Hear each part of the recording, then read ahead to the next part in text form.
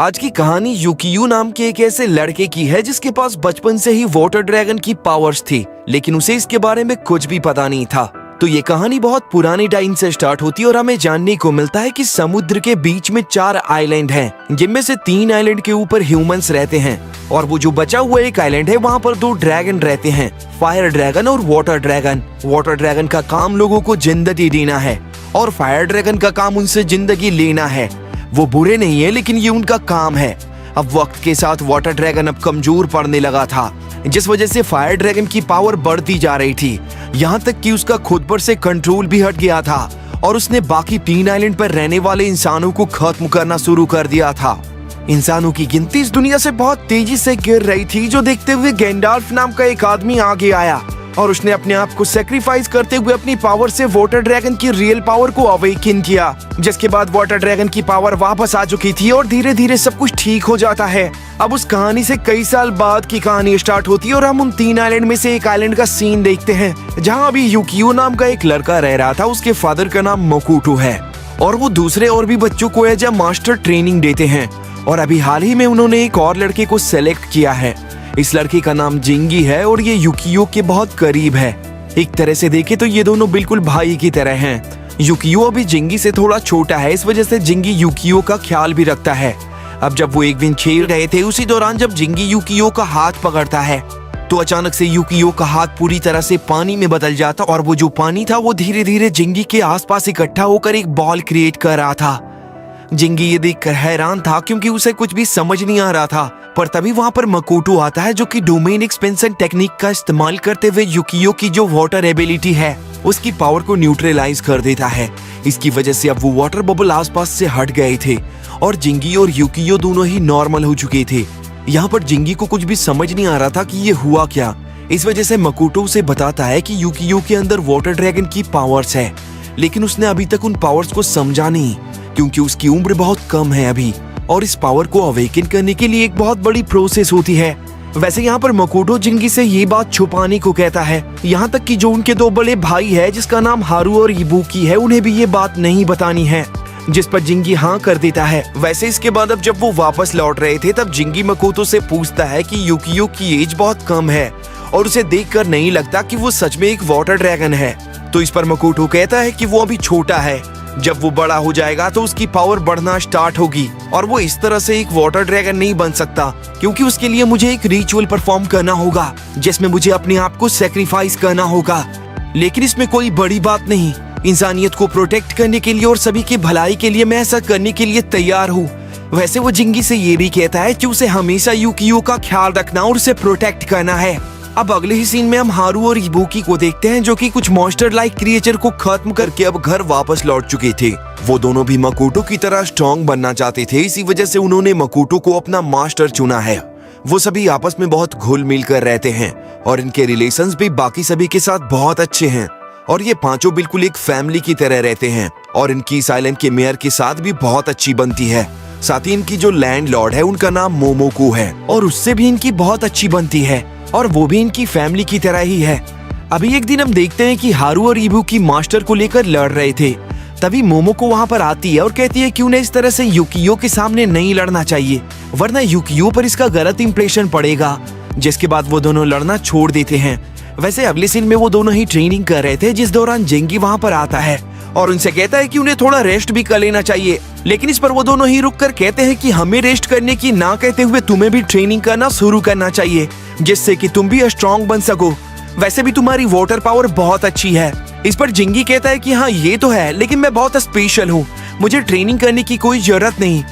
पर तभी मकोटो वहाँ पर आता और उसे एक लात मारते हुए कहता है कि तुम्हें खुद को ज्यादा स्ट्रॉन्ग नहीं समझना चाहिए, वरना तुम आगे नहीं बढ़ पाओगे। इस पर जिंगी को थोड़ा बुरा लगता है क्योंकि वो बस ये बात मजाक में ही कह रहा था। अब यहाँ पर हारू अभी उस रिचुअल की बात करता है जो कि परफॉर्म करके वाटर ड्रैगन के स्पिरिट को जगाया जा सकता है, और ऐसा वो खुद के ऊपर करने को कह रहा था।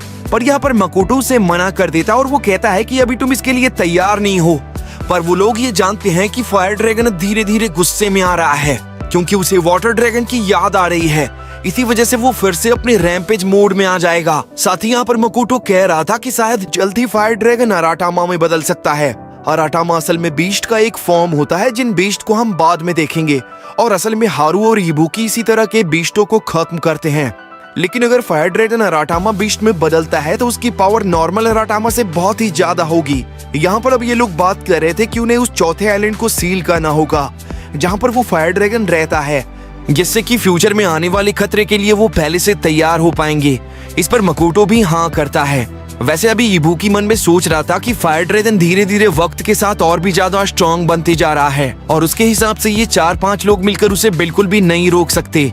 लेकिन यहाँ पर वो अपने मास्टर के खिलाफ कुछ कर भी नहीं सकता और बस चुपचाप खड़ा रहता है। अब तभी वहाँ पर मोमोको उनके लिए ड्रिंक लेकर आ गई थी।